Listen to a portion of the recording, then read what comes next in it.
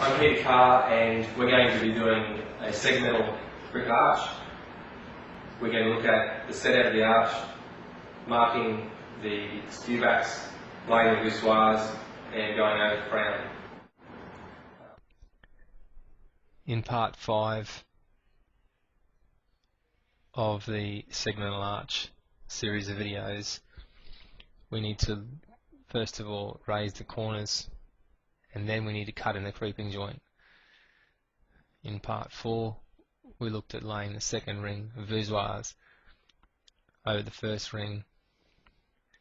Now that that's been completed, must make sure that any joints are filled up.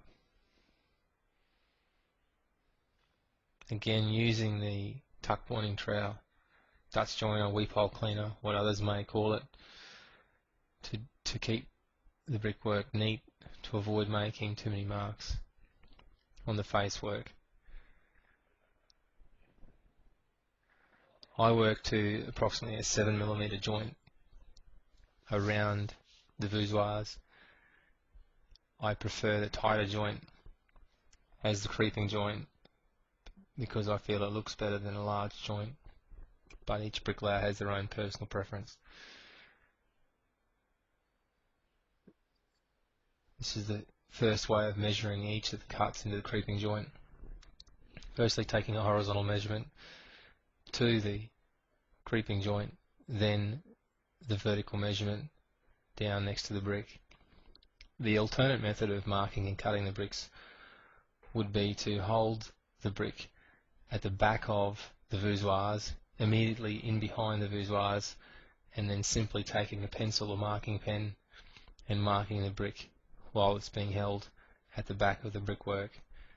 This is made more difficult if the voussoirs are laid over an actual window opening. It would not be possible to get the brick in behind the existing brickwork. It's good practice to know both ways of marking the bricks. I think it's also critical to check that the bricks that have been marked and cut fit into the opening to be laid back before you actually lay in mortar. If the bricks need to be remarked or recut, then that can be done.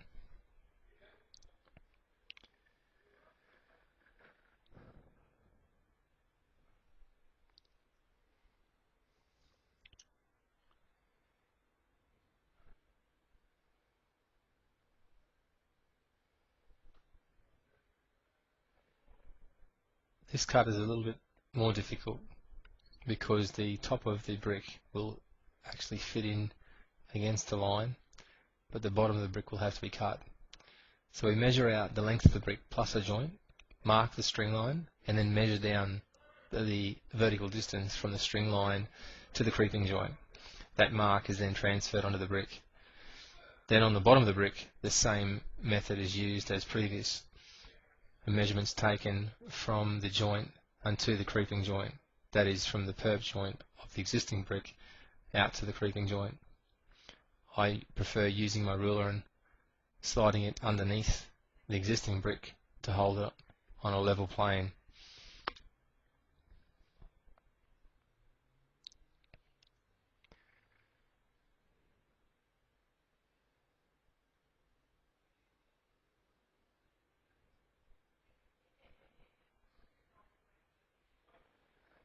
Marks can be made with the pencil rather than a marking pen, but if a wet brick saw is used, those marks are often easily or quickly washed away under the spray of the water.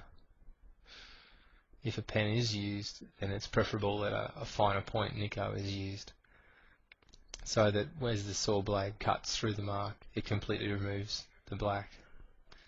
Some bricklayers prefer to cut beside the mark. I cut through the mark.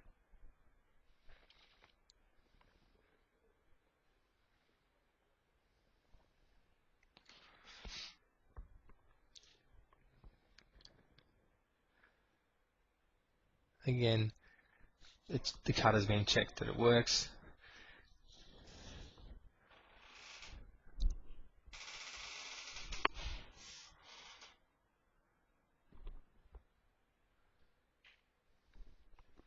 This method of marking and cutting is continued until all the bricks are taken over the creeping joint. This cut has been cut in a straight line.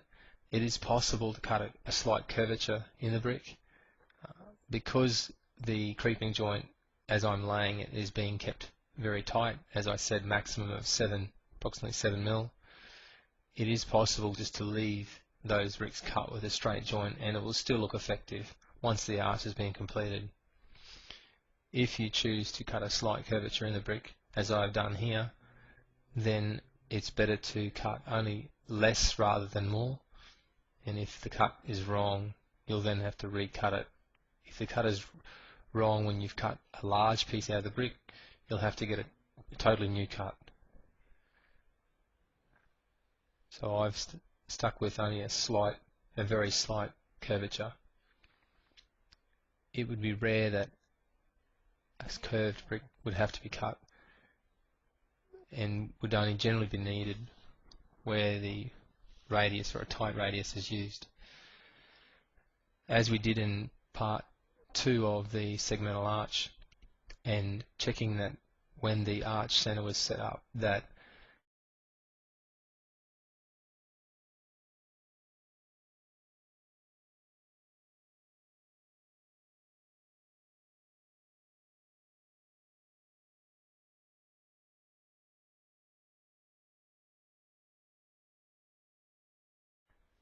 the second ring worked to a gauge. The benefit is now that when we lay the course over the arch, that it works neatly without having to cut any bricks over the crown of the arch. It is much better visually as well that this is done.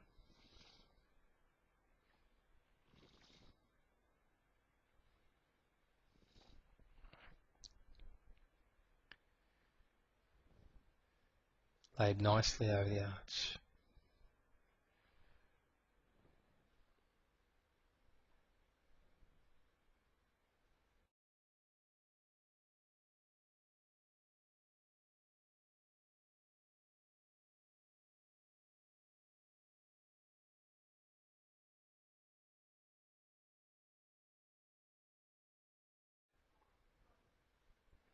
Once the remaining courses have been laid over the arch, it will then a matter of pointing the brickwork, again checking the plans as to whether or not a raked finish or a struck finish or otherwise is required.